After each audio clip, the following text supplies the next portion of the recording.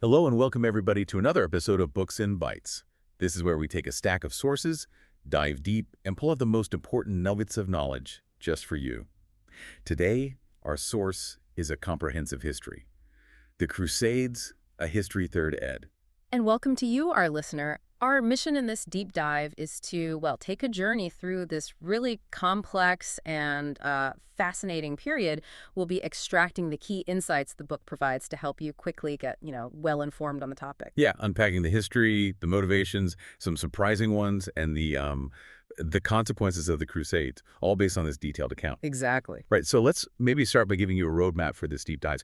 The book covers a huge sweep of time, doesn't it? Late 11th century, right through to their impact, centuries later. It really does. And it focuses on several main themes we'll explore. First, you've got the origins, which are maybe not what people expect, kicked off by Pope Urban II, framed as this unique kind of penitential warfare. Penitential warfare. Yeah. And the liberation of Jerusalem became central pretty quickly, right? Oh, absolutely central. Then the book gets into the Latin settlements in the East, how they were set up, the reality on the ground, which was often, quite complex.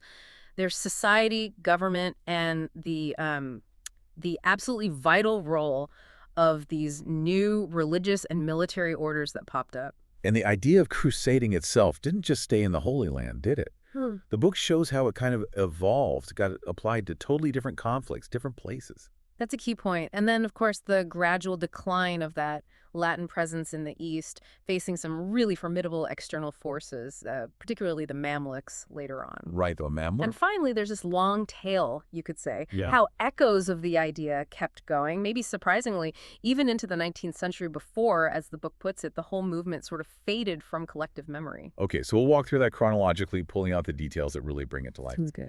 So let's jump right in. The spark. Late 11th century. It all starts, really, with Pope Urban II. Key figure. Yeah. The book tells us, he's from North French nobility, educated at Rheims famous school, becomes a monk at Cluny, involved in those papal reform circles. And that background's important, right? It gave him a good understanding of the lay aristocracy the knights he'd eventually appeal to. And the author puts forward this idea, this insight, that Urban's actions after the Council of Piacenza in 1095, they weren't just some spur-of-the-moment thing. No, likely premeditated.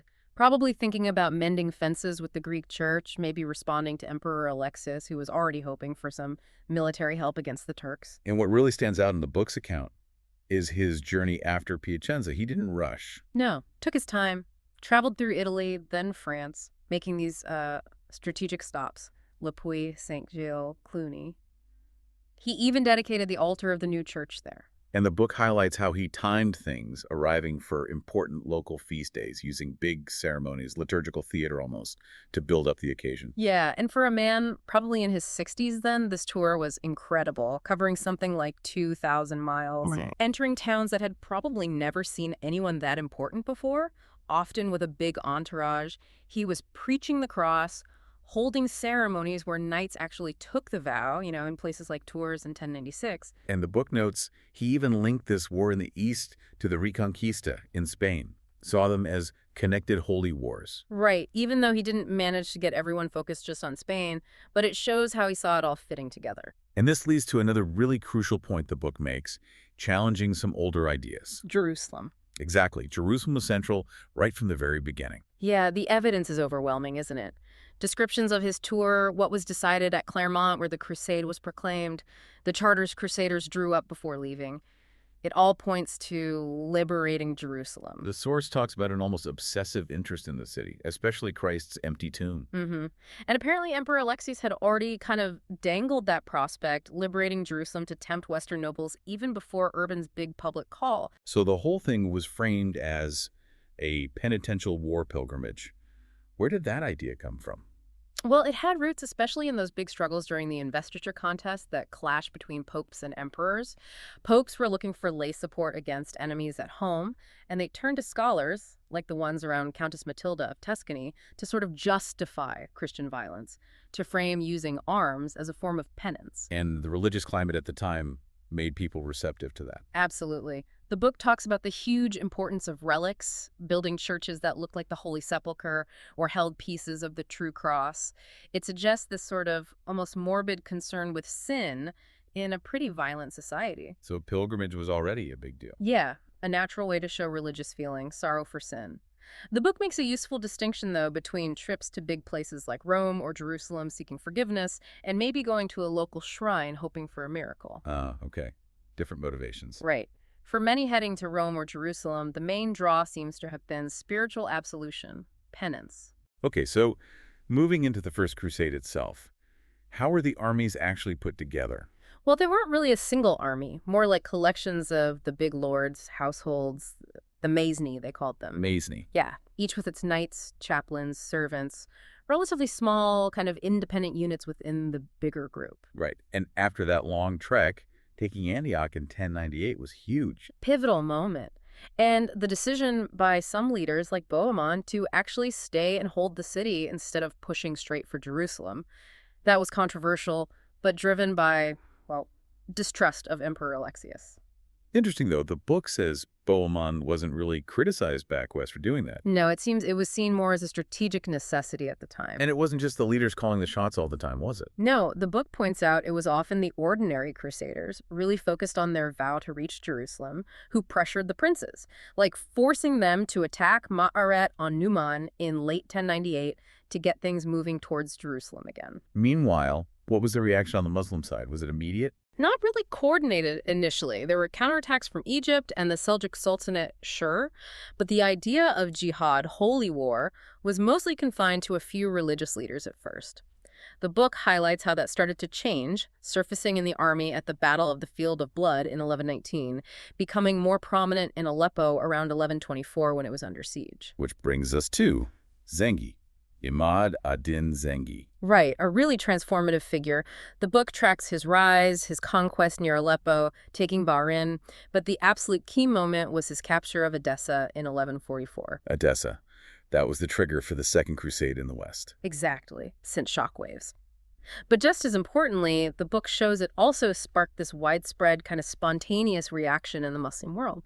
The whole concept of jihad, which had been a bit quiet, suddenly became a major rallying cry in Zengi's camp. And his son, Nur ad-Din, who got Aleppo, he really built on that. But absolutely. After a big victory in 1149, he actively cultivated this image as a champion of the faith. How did he do that? Well, the author clarifies he deliberately used jihad propaganda, poetry, letters, sermons, even inscriptions on buildings, hammering home two main themes: the religious duty to reconquer the coast, and especially Jerusalem. Jerusalem, yeah. Always Jerusalem, and the absolute need for Muslim religious and political unity to actually achieve it. He wasn't just a general, he was pushing for moral rearmament, supporting schools, mosques, Sufi convents to build this ideology. Okay, let's shift focus a bit.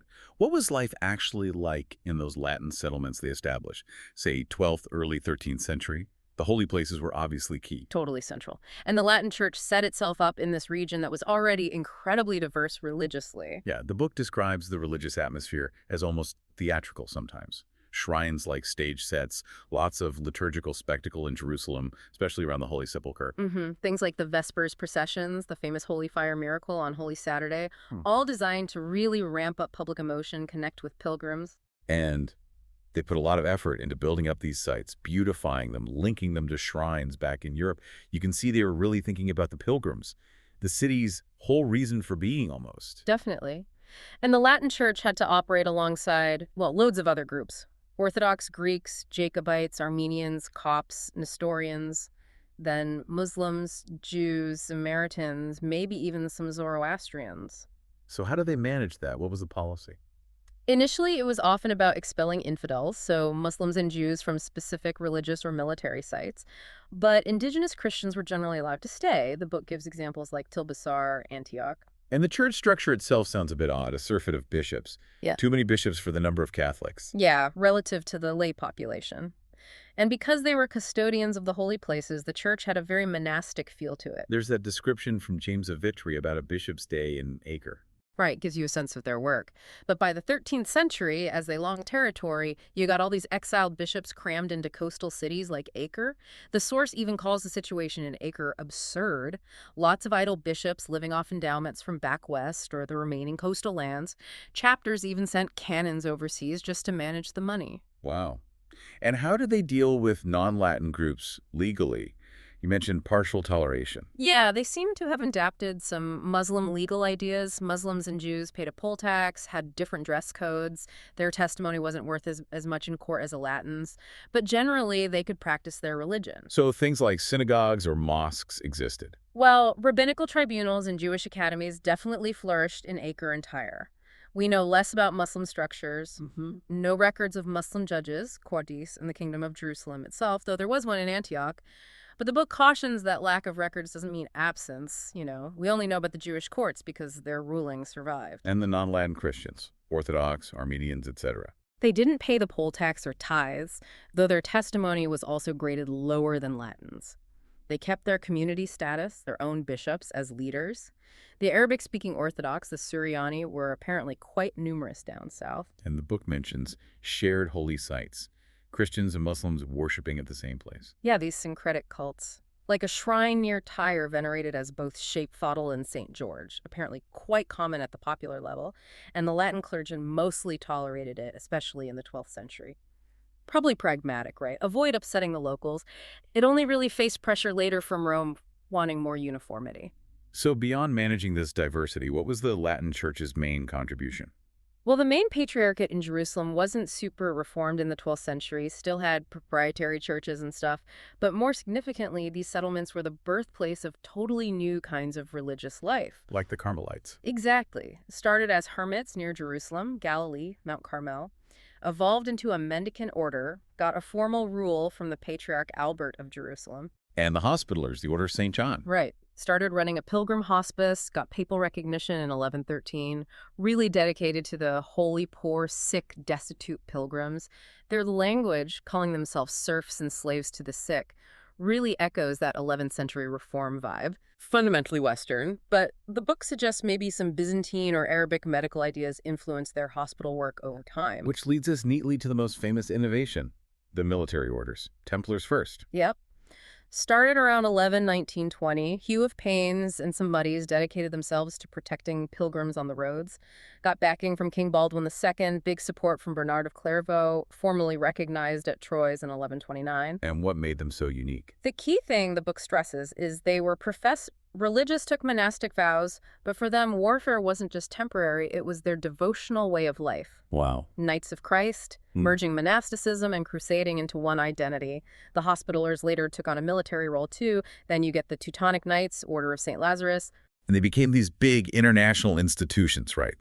Answering only to Rome. Hugely important for defense. Critical for defense. But the book pushes back a bit against the idea they were all powerful states within a state. Their legal position wasn't that unique for big church institutions. They just had more clout in the East because of the circumstances.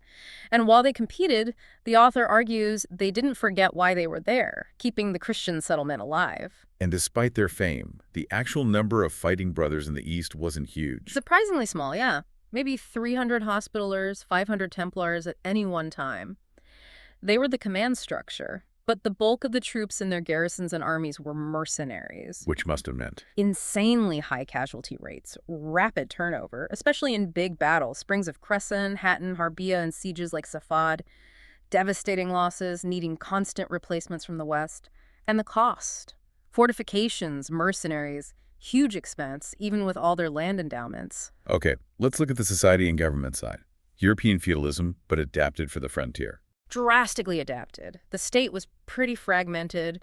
Big fiefs became almost independent palatinetes, lots of autonomy from the king, unless basic military service was threatened. And the book suggests this wasn't something that happened later, but was there from the start, this marcher lordship idea. Yeah, likely set up that way precisely because it was a frontier. Rulers were always under pressure, needed strong local lords. And you see that adaptation in the laws too, right? Military service being absolutely non-negotiable. Totally. No evidence of scutage, paying your way out of service like you saw in Europe. The king could even force heiresses to marry to ensure a fief provided a fighter. Marriage service, they called it. And other feudal stuff was missing, like payments on inheritance. Right. No relief payments, no royal control over inheritance, no wardship of minors in Jerusalem. Laws focused on keeping fiefs occupied, not held by absentees. It all points, the book argues, to this isolated society desperate to keep settlers, especially fighting men. So lords had a lot of power. What about the king? What limited royal authority? Well, legitimate power really lay with the haute court, the high court of the main nobles. That body, while giving legitimacy, kind of stifled development. No regular national taxes, no third estate. Central government stayed pretty basic. And the way fiefs were structured helped the lords too, these composite fiefs. Yeah, they weren't just land. They might include rights to money, food rations, market tolls, profits from offices. It diversified their assets, made them more stable and powerful. But kings weren't just figureheads. Definitely not. Kingship itself carried weight, a ministry for God, authority over everyone, not just vassals. They could legislate, judge certain cases, call up a mass levy in emergencies, influence who became bishops. And the prestige of holding Jerusalem. Immense. Sitting on David's throne, literally. Plus, they were independent rulers, not papal vassals, and crucially, often richer than their nobles because of the royal lands, Jerusalem, Acre, Tyre, and those big trade taxes. That wealth meant they could hire their own mercenaries, be less reliant on tricky vassals. What about specific rulers? Baldwin I, Baldwin II? Book touches on them. Baldwin I's succession got papal blessing. Baldwin II was active, but apparently miserly, not super popular, had succession issues. And kinship networks were really powerful. The Montleries, for example, were deeply involved in sorting out Baldwin II's succession, pushing for Fulk of Anjou. The book sees the 1129 crusade that brought Fulk over as basically a Montlary project. And Baldwin II's aggression against neighbors, Tyre, Damascus, Ascalon raids, maybe partly to distract from problems at home. Plausible, yeah. The book suggests that might have been a factor. Okay, so the crusading idea itself keeps evolving. Second Crusade, 1147-49, triggered by Edessa falling. Yep, big shock. Urgent calls for aid from the East. Got crucial papal backing, the Bull ad Liberandum. And Bernard of Clairvaux was key in promoting it. Absolutely pivotal. The book details his huge preaching effort, recruiting King Louis VII of France, Emperor Conrad III of Germany, using that powerful language about the Holy Land being Christ's own land, his terram summum needing defense. He also tried, though maybe not totally successfully, to stop the violence against Jewish communities that some other preachers stirred up. But ultimately, the Second Crusade didn't achieve much. Largely a failure, yeah. Internal squabbles, logistical problems, difficulties with the Byzantines. A bit of a mess. And the idea of crusading itself kept changing, reinforcing the penance angle. Yeah, sometimes portraying crusaders almost like temporary monks, a wandering religious community, useful for the church to mobilize people, but raised tricky theological questions about lay people fighting. And in practice, it got applied more broadly, didn't it? People taking a cross for other reasons, applying it to other wars. Like Count Helios of Maine defending his lands. Yeah. Or that German plan in 1108 to frame war against the winds as a crusade. Exactly. Shows the concept becoming more flexible, maybe more ambiguous. Which led to crusades being diverted to completely different places. Spain, for example. Right. The Reconquista was already happening, but Urban II explicitly linked it to the east. Alfonso I of Aragon's campaign in 1118-20, taking Saragossa, is described as a crusade. And Italy, too. Popes fighting Normans. Yeah, Pope Innocent II in 1135 offered remission of sins for fighting papal enemies, directly referencing the First Crusade indulgence. It connects those earlier reformer struggles to what became the political crusades later on. And other expeditions got the crusade label too, like Bohemond's in 1106. Yeah, the book mentions his big recruitment tour in France, funded by emptying Antioch's treasury first. Right. Moving into the later period. Peak, decline, the end of the Latin East, Third Crusade, 1189-92. Response to Saladin taking Jerusalem after Hattin. Massive response. Papal call audita tremendi. Got the big hitters, Frederick Barbarossa, Philip Augustus of France, Richard the Lionheart. Huge effort focused on retaking Acre in that long siege. But even after that, the Latin states were much smaller. Saladin's death in 1193 gave them breathing room, though. Yeah, his empire fragmented, which eased the pressure for a while, let them rebuild somewhat. But then the Fourth Crusade, 1202-04, the infamous one. Meant for Egypt, ends up sacking Constantinople, setting up the Latin Empire. Really poisoned relations with the Byzantines long term. And then crusading turns inwards. The Albigensian Crusade against heretics in France. Yeah, 1209-29, triggered by a papal legate's murder. Pope Innocent III proclaims a crusade, offers indulgences, funds it with church taxes. A totally new use of the idea against internal enemies. What was the justification? Tied to this idea that you needed a pure, undefiled Christian society at home to win in the Holy Land.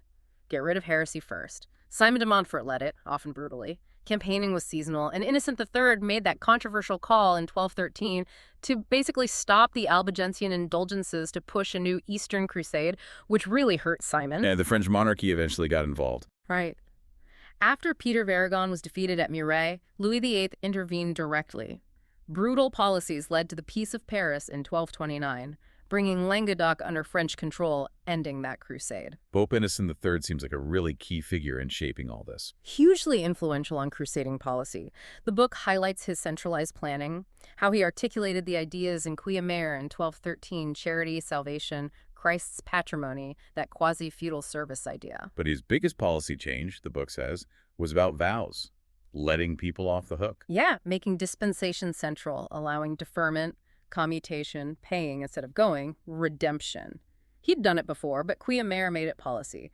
It reflected the need for cash and spread the spiritual benefits much wider, but made the papacy way more dependent on church taxes for funding. And the Fifth Crusade he planned, 1217 to 21. Recruited widely, Oliver of Paderborn was involved, focused on Egypt, took Damietta, but ultimately failed due to logistics and leadership issues again. Okay, back to the Latin East itself, say 1192 to 1291.